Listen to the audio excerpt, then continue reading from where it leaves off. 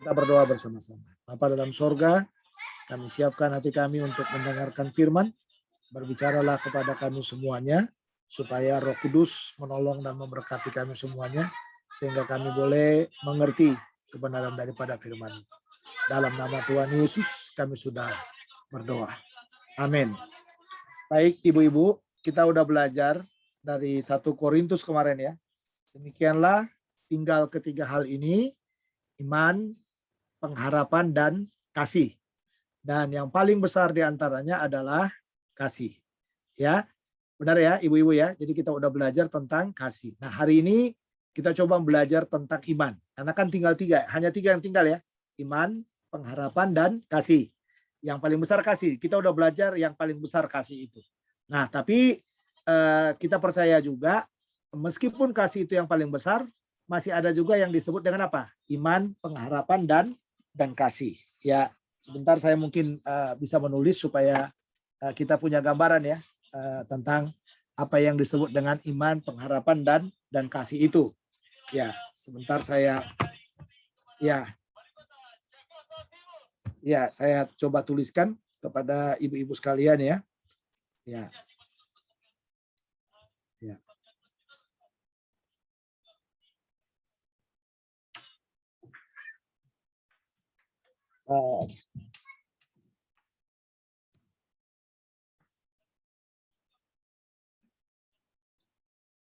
Baik, ibu-ibu coba kita lihat ini ke whiteboard sebentar. Jadi dikatakan begini, demikianlah tinggal ketiga hal ini. Ya, jadi mungkin kalau kita buat dia seperti segitiga, jadi yang di sini ada kasih, yang di sini ada iman, dan yang di sini ada pengharapan. Ya, jadi kalau kita mau membicarakan membicarakan kasih, dasarnya adalah iman dan pengharapan. Jadi orang yang mengasihi itu pasti punya iman dan juga punya pengharapan. Ya, ini yang pertama ya, ini yang pertama yang harus kita lihat. Ya, jadi kalau kita mau membicarakan kasihnya, dasarnya itu di sini. Ya, iman dan pengharapan. Nggak mungkin kita bisa mengasihi kalau nggak ada iman. Nggak mungkin juga kita mengasihi kalau kita tidak punya pengharapan. Oke, nah ini bagian yang pertama. Nah, bagian yang kedua yang harus kita ingat juga adalah ini yang kedua ya, saudara. Ya, jadi kalau kita mau bicara iman, nah ini iman sekarang yang mau kita bicarakan, yang ada di atas. Nah, kita harus percaya bahwa dasarnya adalah kasih. Ya, ada kasih dan juga ada pengharapan. Ya, nggak mungkin orang bisa beriman di sini dengan baik kalau dia nggak punya kasih, nggak punya pengharapan. Jadi saya selalu mengatakan bahwa ketiga ini seperti segitiga sama sisi. Jadi sekali lagi saya ulang ya, sekalipun dikatakan bahwa yang paling besar di antara ketiga hal ini adalah kasih yang paling besar. Ya, tapi kita akan melihat bahwa sekalipun kasih yang paling besar, iman dan pengharapan itu nggak bisa dilepaskan. Nah, lalu yang ketiga, kalau kita mau bicara misalnya, kita mau menaruh pengharapan yang harus kita menjadi puncak pembicaraan kita, ya dasarnya juga harus sama, yaitu kasih dan iman. Nah, ini dia. Jadi tiga ini tergantung dari sudut mana kita berbicara. Ya, ibu-ibu ya, tergantung dari sudut mana yang akan kita bicarakan. Nah, jadi kita bisa melihat ini suatu hal yang menarik ini, membicarakan yang dikatakan dalam 1 Korintus itu ya, 1 Korintus pasal 13 itu. Ya, jadi kita bisa melihat di sana bahwa demikianlah tinggal ketiga hal ini, ya iman, pengharapan, dan kasih. Ya, sekali lagi kita buka dulu itu, ibu-ibu ya, 1 Korintus pasal 13 supaya kita punya dasar ya, dasar Alkitab. Ya, 1 Korintus pasal 13, ya ayat yang ke-13 ya. Jadi demikianlah tinggal ketiga hal ini, yaitu iman, pengharapan, dan kasih. Yang paling besar diantaranya ialah apa? Kasih. Jadi kita udah bahas tuntas tentang kasih ya. Nah, kenapa dibilang kasih yang paling besar? Ya, ada kalau kita membicarakan itu dibilang kasih itu paling besar, ya kita bisa bertemu bahwa apa itu? Kasih itu segalanya ya. Jadi saya selalu berkata bahwa dalam hal apapun dalam dunia ini yang berkaitan dengan apa namanya, yang berkaitan dengan dosa, ya, yang berkaitan dengan penyelesaian dosa di sini, ya. Ini dimulai dengan apa? Dengan Yohanes 3 ayat 16. Apa dasarnya? Dasarnya adalah kasih. Dasarnya adalah kasih. Ya, jadi bisa kita lihat di sini ya. Ya, karena begitu besar kasih Allah akan dunia ini, sehingga apa itu? Sehingga ia mengaruniakan anaknya yang tunggal supaya setiap orang yang percaya kepadanya tidak binasa, melainkan beroleh hidup yang kekal. Jadi dasarnya kasih. Jadi kita tahu bahwa Allah memulai segala sesuatu untuk menyelesaikan persoalan dosa ini dengan apa? Dengan kasih. Sudah? Lalu yang berikutnya saudara, Tuhan Yesus juga, mengakhiri pelayanannya di bumi ini ya, mengakhiri pelayanannya di bumi. Dia juga menegaskan supaya apa? Supaya murid-murid bisa saling apa? Bisa saling mengasihi. Nah, makanya itu yang dikatakan ya, bukan perintah baru yang kuberikan kepadamu, tetapi perintah yang lama gitu. Ya, kenapa?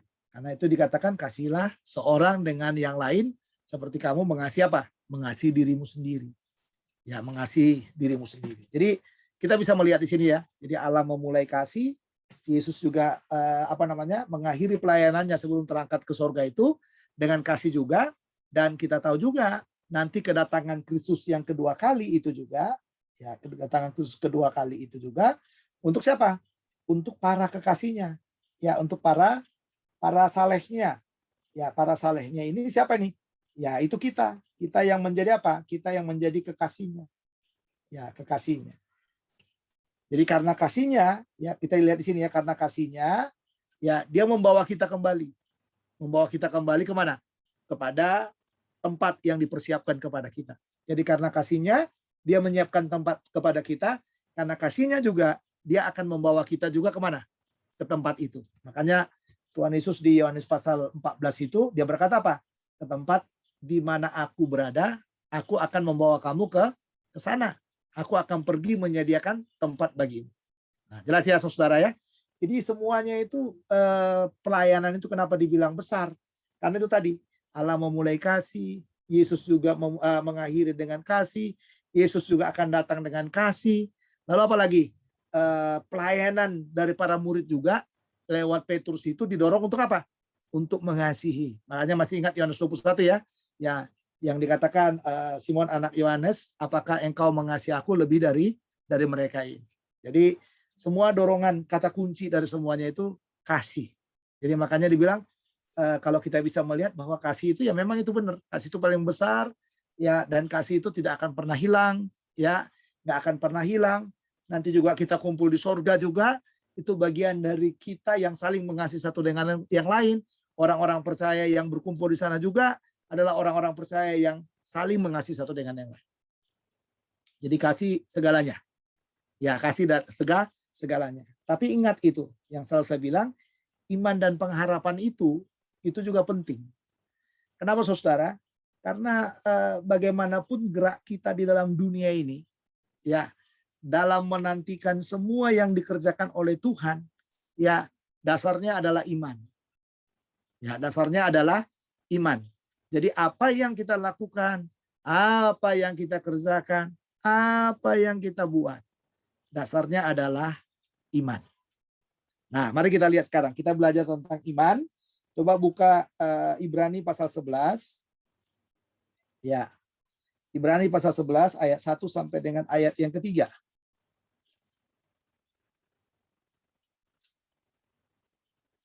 Ya. Saya akan bahas semuanya ya.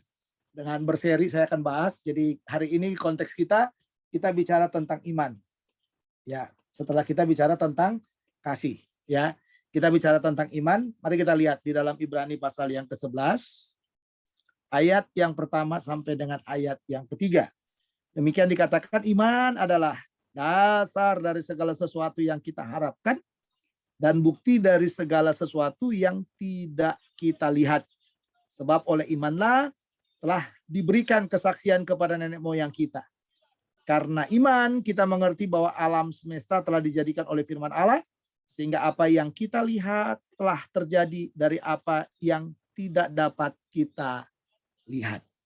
Iya. Jadi dikatakan tadi, kalau kita bicara iman, ada 3 bagian dari ayat itu yang kita mau bicarakan. Yang pertama, kalau kita lihat itu iman ini menjadi apa? Menjadi semacam pondasi. Ya, pondasi untuk segala sesuatu. Ya, pondasi untuk segala sesuatu. Ya, sesuatu. Jadi kita bisa melihat di sini iman itu pondasi katanya. Makanya kalau digambar iman dikatakan yang jadi pondasi itu dasar. Dasar dan juga apa? Bukti. Ya, dasar dan bukti. 2 di sini. Jadi iman itu dasar dan bukti. Nah, makanya saya gabungkan dengan kata pondasi. Jadi segala sesuatu kekuatan dari hidup ini, kekuatan dari dari pengikutan kita akan Tuhan, kekuatan dari kita menelusuri apapun dalam hidup kita dalam mengikuti Yesus itu. Nah, kita mulai dengan dasar ini. Kita mulai dengan dasar dari segala sesuatu katanya. Iman adalah dasar dari segala sesuatu. Ya, ini dasar dari apa? Yang kita harapkan. Ya, ini kita harapkan. Jadi apa yang kita harapkan? Dasarnya itu adalah iman. Ya enggak? Kita mau membangun apapun dalam hidup ini, dikatakan dasar yang mau kita harapkan itu harus dimulai dari iman. Apa yang mau kita lakukan dalam hidup kita, pelayanan kita kah, atau kesetiaan kita dengan Tuhan, semuanya dasarnya adalah apa? Yaitu tadi iman itu.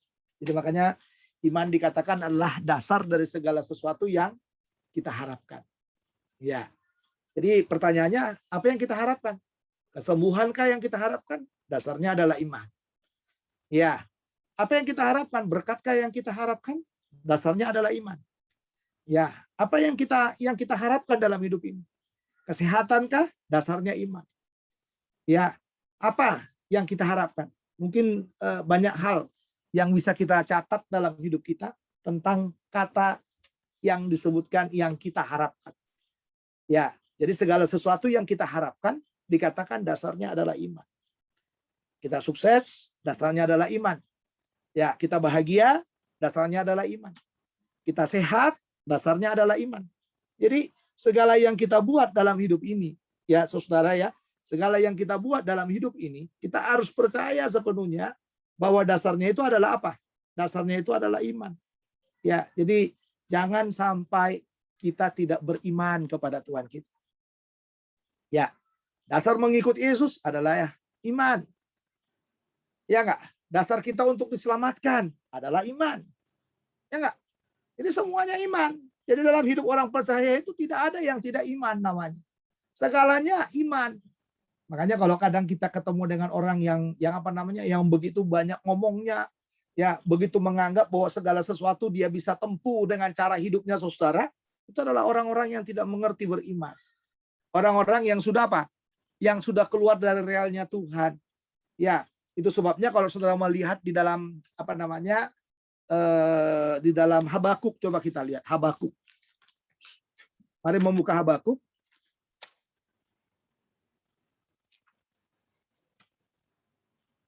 Ya, Habakuk.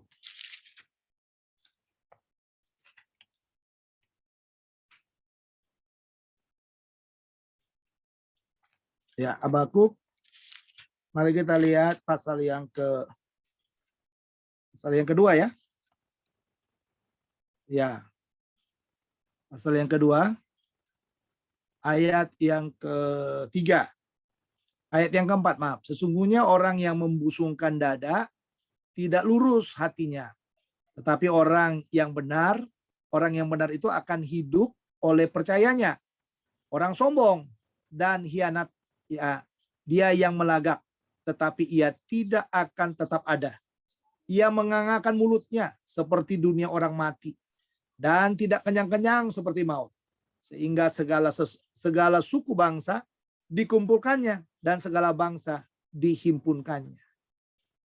Memang mampu loh. Kalau saudara melihat orang-orang sombong itu seperti di atas angin semuanya. Seperti segalanya bisa dibuat. Tapi lihat itu. Apa yang dikatakan di dalam apa? Di dalam ayat 4 itu. Sesungguhnya orang yang membusungkan dada tidak lurus hatinya. Jadi sekalipun dia mampu mengumpulkan banyak orang, saudara, itu dia bukan orang yang lurus hatinya. Ya, itu bukan orang yang lurus hatinya. Dan kita percaya, sangat percaya bahwa orang-orang seperti ini akan musnah pada waktunya. Makanya dikatakan di sana, orang yang membusungkan dada, ya, orang yang membusungkan dada tidak lurus hatinya. Tetapi orang yang benar itu akan hidup oleh apa? Oleh percayanya. Nah, makanya benar dikatakan di sana bahwa iman itu adalah dasar dari semua yang kita harapkan. Ya, lalu yang berikutnya dikatakan iman itu juga apa? Bukti. Ya, bukti dari apa, saudara? Mari kembali kepada Ibrani 11 tadi. Ya, Ibrani 11 tadi dikatakan di sana bukti dari segala sesuatu yang tidak kita lihat. Bukti dari yang, ya ini bukti dari yang tidak kita lihat. Ya, jadi iman itu dasar dari yang kita harapkan, dari yang kita harapkan, dan iman itu adalah bukti dari yang tidak kita lihat. Jadi saudara, kalau semuanya udah ada, itu nggak beriman namanya. Ya, itu tidak beriman namanya. Kalau kita sudah bisa melihat, itu tidak beriman namanya. Tetapi saudara, kita paham benar bahwa yang disebut dengan iman itu adalah segala sesuatu yang nggak kita lihat tapi Tuhan siapkan bagi kita. Nah, itu namanya iman. Ya, karena orang beriman itu sangat diistimewakan oleh siapa? Oleh Tuhan. Makanya dia dibawa Tuhan kepada apa? Kepada hal-hal yang nggak pernah dia lihat. Ya, Tuhan bawa dia ke sana. Tuhan adakan buat dia. Nggak pernah dia pikirkan, Tuhan sediakan bagi dia. Nggak pernah apapun itu, saudara, ya selalu ada. Tuhan selalu memberikan buat dia. Nah, itulah yang dikatakan bukti dari yang tidak kita lihat. Jadi makanya benar bahwa kita ini hidup karena iman kita. Ya, jadi orang percaya itu harus hidup karena imannya. Karena ternyata iman itu adalah dasar dari yang kita harapkan dan bukti dari yang tidak kita lihat. Ya, ini bagian yang pertama, saudara. Jadi iman itu adalah fondasi untuk segala sesuatu. Yang kedua, saudara, mari kita lihat yang kedua. Ya, yang kedua mari kita lihat. Ya, ayat yang kedua. Saya katakan sebab oleh imanlah telah diberikan kesaksian kepada nenek moyang kita. Jadi iman itu, ya, iman itu adalah landasan. Landasan untuk apa? Untuk membangun kesaksian. Membangun kesaksian. Artinya apa? Artinya saudara, segala sesuatu dalam perjalanan hidup ini yang kita alami ya lewat iman kita itu ternyata itu menjadi apa? Menjadi kesaksian.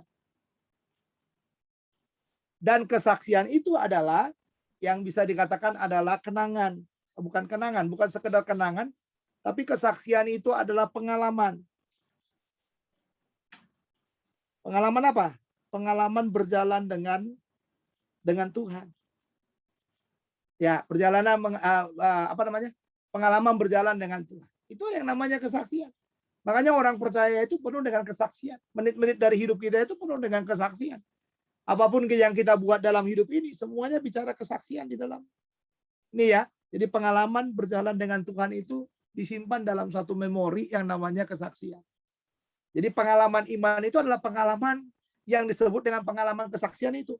Makanya dikatakan dalam bagian ini, saudara, ayat 2, sebab oleh imanlah telah diberikan kesaksian kepada nenek moyang kita. Nanti minggu depan kita akan lihat nenek moyang kita yang beriman itu. Tokoh-tokoh iman itu yang diberikan kesaksian. Kesaksian apa aja sih yang mereka simpan? Kesaksian apa yang disimpan oleh Habel, oleh Henok, oleh Abraham, oleh Musa, oleh Nuh, oleh semua orang-orang yang dicatat dalam Ibrani pasal 11 itu. Nah ini dia. Ini pengalaman berjalan dengan Tuhan, pengalaman mengikut Tuhan, ya dalam mengikut Tuhan, dalam perintah Tuhan, yang kelihatan sangat manusiawi, yang kelihatan kadang-kadang manusiawi, nggak pasti. Tetapi saudara, karena ada iman, akhirnya apa? Bisa dijalani. Ya, bisa dijalani. Karena ada iman bisa dijalani. Nah itu kata kuncinya. Ingat baik-baik. Jadi karena ada iman kita bisa menjalani. Pada waktu kita bisa menjalani, itu menjadi sebuah apa? Sebuah kesaksian yang tidak pernah bisa lepas dari memori kita. Nah ini dia saudara. Jadi kita harus bersyukur kalau Tuhan itu menaruh banyak masalah, banyak beban di depan kita. Karena semuanya itu akan menjadi apa? Akan menjadi kesaksian imannya kita. Ya, kalau tidak ada tekanan-tekanan, saudara, iman itu nggak akan bangkit. Ya, justru karena ada tekanan demi tekanan setiap hari dalam perjalanan hidup ini. Nah, itulah yang menjadi kesaksian yang kita kumpulkan, yang menjadi kesaksian yang Tuhan taruh dalam memori, dalam pikiran kita, dalam hati kita, dalam pembicaraannya kita, sehingga mudah bagi kita berkata, waktu itu Tuhan sudah menolong saya di sini. Waktu itu aku pernah ngalami loh. Waktu itu aku seperti ini loh. Waktu ini aku seperti ini. Aku nggak mampu. Tapi untung ada Tuhan di sana yang memberikan kekuatan sehingga imanku bisa bangkit lagi. Dan sekarang imanku itu bicara. Imanku itu bersaksi. Ya, ini yang kedua. Jadi iman itu adalah landasan untuk membangun apa? Membangun kesaksian. Mari saudara bangun kesaksian. Ya, kesaksian. Kesaksian itu bicara apa? Pengalaman kita bersama dengan Tuhan, semua keindahan bersama dengan Tuhan yang diberikan oleh Tuhan kesempatan untuk apa? Berbagi kepada orang percaya, tubuh Kristus, dan berbagi juga kepada orang yang tidak percaya. Dan kesaksian itu juga menjadi apa? Menjadi sarana, menjadi jembatannya Tuhan untuk membawa orang kepada Dia, untuk membawa orang kembali pulang kepada Dia. Ya, jadi orang yang sudah jauh, orang yang sudah tidak mengerti, orang yang sudah jatuh, tiba-tiba mendengar kesaksian yang pernah saudara alami, orang itu juga akan dibawa pulang oleh Tuhan ke tempat yang Tuhan inginkan di bumi ini. Dia mau jadi apa? Ya kan saudara? Jadi banyak hal-hal yang sepele. Kesaksian-kesaksian yang sepele, yang kadang-kadang itu menjadi hal-hal yang luar biasa dipakai oleh Tuhan. Kita cerita hanya sederhana, tapi dipakai Tuhan untuk mengingatkan yang lain. Ya. Lalu yang ketiga, dalam ayat 3 itu, coba lihat di sana.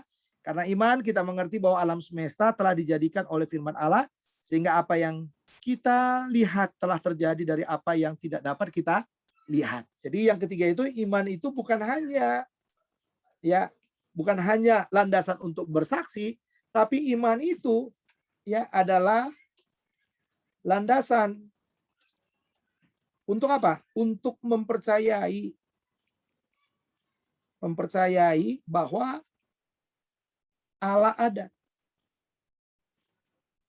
Ya kan? Kadang-kadang orang bertanya, saudara. Artinya gini, kadang-kadang orang bertanya, ada nggak sih Tuhan? Kadang-kadang orang bertanya, apakah benar dunia ini diciptakan oleh Tuhan? Baru dengan segala ilmu pengetahuannya, dia berusaha menunjukkan. Dengan teknologi yang canggih, dia menunjukkan. Seolah-olah Tuhan tidak ada. Tetapi saudara, pada akhirnya dalam kondisi sehebat apapun, ya kan? Sehebat apapun, Tuhan itu selalu ada di sana dengan dia menunjukkan alam semesta ini. Makanya nanti ini berkaitan dengan apa? Dengan pernyataan umum itu loh. Jadi orang-orang akan percaya bahwa Allah ada lewat apa? Lewat dua penyataan. Yang pernyataan yang pertama adalah pernyataan umum dan pernyataan yang kedua adalah pernyataan khusus. Pernyataan umum itu melalui apa? Alam semesta dan hati nurani. Dan di dalam Ibrani 11 ayat 3 ini dijelaskan kepada kita. Karena iman kita mengerti bahwa alam semesta telah dijadikan oleh firman Allah. Bukan dijadikan oleh teknologi. Bukan dijadikan oleh proses yang panjang. Ya kan? Bukan dijadikan dengan teori-teori Darwin. Bukan saudara. Ya, tetapi dikatakan bahwa dengan firman Allah kita sekarang diberitahu oleh Tuhan bahwa alam semesta ini diciptakan oleh Allah. Ya, alam semesta ini dijadikan oleh firman Allah. Sehingga apa yang kita lihat telah terjadi dari apa yang tidak dapat kita lihat. Jadi apa yang kita lihat ini telah terjadi dari apa yang tidak dapat kita lihat. Yang tidak dapat kita lihat itu, saudara, bagaimana kira-kira Tuhan melepaskan firman-Nya lalu terjadi. Contohnya gini, jadilah matahari gitu. Gimana kira-kira? Waktu Tuhan ngomong dengan firman-Nya, jadilah matahari. Gimana proses matahari itu jadi? Ya kan? Tetapi dikatakan dalam bagian saudara, ya sehingga apa yang kita lihat, matahari yang kita lihat, dikatakan telah terjadi dari apa yang tidak kita lihat. Jadi waktu Tuhan katakan jadilah demikian, kita nggak tahu gimana proses jadinya, tapi itu sudah jadi, sudah ada dan sudah terjadi. Luar biasa kan saudara? Itulah Tuhan kita. Balik contoh yang paling sederhana, kalau kita percaya kepada firman Allah, ya dalam kita sakit, divonis dokter sekian lama, kita menderita, lalu sudah nggak ada jalan bagi kita, tapi kita percaya kepada firman Allah, ya kan? Jadi waktu kita percaya kepada firman Allah, kita didoakan, kita percaya kepada firman Allah, bagaimana proses terjadinya kesembuhan itu kita nggak tahu, tapi dikatakan kita percaya dari apa yang kita tidak tahu itu. Itulah iman. Jadi kalau kita sudah tahu, saudara, dan kita percaya kepada apa yang kita sudah tahu, itu bukan iman. Ya kan? Itu bukan iman. Jadi iman itu adalah kita tahu, ya kan? Kita sembuh. Tapi bagaimana Tuhan menyembuhkan kita? Kita tidak tahu. Yang kita tahu cuma satu, bahwa Tuhan sudah menyembuhkan kita. Itulah yang disebut dengan apa? Dengan iman. Jadi indah kan saudara? Itulah yang disebut dengan beriman. Marilah kita melatih iman kita. Karena 3 hal tadi, iman, pengharapan, dan kasih, tinggal 3 ini. Dan iman inilah yang pada akhirnya bisa kita pakai untuk segalanya. 3 hal tadi dikatakan bahwa iman itu adalah fondasi ya untuk kita membangun segalanya. Lalu yang kedua, iman adalah landasan untuk membangun kesaksian kita. Lalu iman itu adalah landasan untuk mempercayai bahwa Allah ada. Mari kita akhiri, kita akan berdoa bersama-sama. Mari kita berdoa. Bapa dalam sorga, terima kasih buat kasih setiamu yang sudah menolong kami. Ajarlah kami beriman dan mempercayai Engkau. Ajarlah kami mempercayai Engkau bukan karena kami sudah melihat apa yang Engkau kerjakan kepada kami. Tapi ajarlah kami percaya, sekalipun kami tidak melihat, bagaimana Engkau memproses itu dan menjadikan itu untuk kami.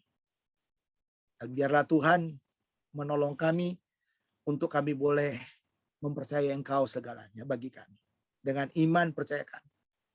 Dan saat ini juga kami dengan iman percaya kami mendoakan untuk pergumulan dari saudara-saudara kami. Pergumulan dari Ibu Eti buat anaknya Edwin dan semua pekerjaannya. Biarlah Tuhan dengan iman percaya kami juga. Kami meyakini bahwa Tuhan selalu bekerja, selalu menolong, dan selalu memberikan jalan keluar. Sekalipun kami belum melihat, tapi Tuhan sudah menyediakan bagi Edwin secara pribadi pekerjaan yang terbaik. Demikian juga kami mendoakan untuk cucu dari Ibu Edith, Calvin. Kami mendoakan, kami mendengar sedang sakit. Tetapi kami percaya juga bahwa Tuhan menjamah dia, menolong dia, membebaskan dia dari sakitnya. Sehingga dengan iman percaya kami meyakini juga bahwa ada tangan-tangan Tuhan di setiap tempat, dimanapun Calvin berada. Kalaupun dia ada di rumah sakit, ada tangan Tuhan di sana yang menolongnya. Kalaupun dia sedang minum obat dan dirawat oleh rumah sakit, kami juga percaya dengan iman kami bahwa di situ ada tangan Tuhan yang mampu menyembuhkan dan menjamahnya. Dan terjadilah demikian. Dengan percaya kami sangat percaya bahwa Tuhan menolong kami. Demikian juga kami menyerahkan Ibu Edi ke dalam tangan kuasa-Mu dalam saraf kejepit yang sedang dialami olehnya. Kami tahu mungkin dia sudah pergi ke dokter dengan percayanya bahwa dokter juga mampu dipakai oleh Tuhan menjadi alat untuk menyembuhkannya. Tapi di balik semuanya itu, Kami percaya juga ada tangan Tuhan yang sangat luar biasa yang mampu memproses, mengangkat saraf yang kejepit itu. Dan sekarang Ibu Edi boleh mengalami kesembuhan, kebebasan yang daripada Tuhan dalam nama Tuhan Yesus. Dan biarlah itu boleh terjadi dan Ibu Edi boleh mengalami kesembuhan yang daripada Tuhan. Bapak Surgawi, kami terus mendoakan buat saudara-saudara kami yang tidak hadir dalam pertemuan kami hari ini. Biarlah Tuhan akan tolong berkati mereka dengan kuasa yang daripada Tuhan. Berkati saudara-saudara kami yang berulang tahun, Ibu Edi, Tuhan berkati dengan usia yang bertambah. Kami berdoa juga untuk Dena, Tuhan berkati juga dengan usia yang bertambah. Dan kami doakan juga buat Ibu Eti, biarlah Tuhan menolong memberkati. Dengan usia yang bertambah hari ini, biarlah sukacitanya menjadi penuh dan Tuhan memberkati dengan pertolongan yang daripada Tuhan. Terima kasih rahmat anugerah-Mu yang sangat luar biasa bagi kami, kehidupan kami yang ada di Narwastu. Terima kasih kekuatan, kesehatan yang senantiasa yang Kau berikan. Dan khususnya dalam masa pandemi ini, kami sangat bersyukur juga bahwa kami semuanya kuat, kami semuanya mengalami kesembuhan, mengalami kebebasan yang daripada Tuhan. Terima kasih proteksi-Mu yang sangat luar biasa, yang membuat kami senantiasa bersyukur, karena kami Tuhan berikan kekuatan. Saat-saat mengalami pandemi yang ada, Tuhan terus memproteksi kami dengan kekuatan yang daripada-Mu. Kami mendoakan keluarga-keluarga kami masing-masing ya Tuhan. Kiranya Engkau memberkati keluarga kami dan segala keperluannya juga diberkati oleh Tuhan. Kami mendoakan bangsa dan negara kami dalam masa COVID ini yang kami juga sudah dengar semakin landai. Biarlah Tuhan kami bangsa ini juga semakin tertib sekalipun sudah landai. Kami juga tetap berhati-hati dengan protokol, dengan prokes yang baru. Kami benar-benar boleh hidup di dalam mengasihi Tuhan di dalamnya, sehingga kami juga menjaga kesehatan kami. Terima kasih anugerah-Mu, pertolongan-Mu, rahmat-Mu yang tak berkesudahan bagi kami. Kami menyerahkan kami yang hadir dalam Zoom meeting ini, Tuhan berkati kami dalam semua keperluan demi keperluan hidup kami, Tuhan akan tolong kami. Kalau ada sakit kami, Tuhan sempurnakan, dan Tuhan bebaskan kami dari sakit itu, sehingga kesembuhan dan mujizat yang daripada Tuhan boleh terjadi sepenuhnya. Terima kasih Tuhan, dan akhirnya kami akan menerima berkat yang daripada Tuhan. Saudara-saudara, bangunlah iman di dalam segala lini kehidupanmu dan percayailah Dia yang mampu melakukan banyak perkara buat hidupmu. Dan terimalah berkatnya, kasih karunia dari Allah Bapa, sukacita di dalam Tuhan Yesus Kristus, serta persekutuan dengan Roh Kudus, kiranya menyertai kita semuanya mulai sore hari ini, kekal selama-lamanya. Semua yang percaya katakan, amin. Terima kasih Pak Hermon.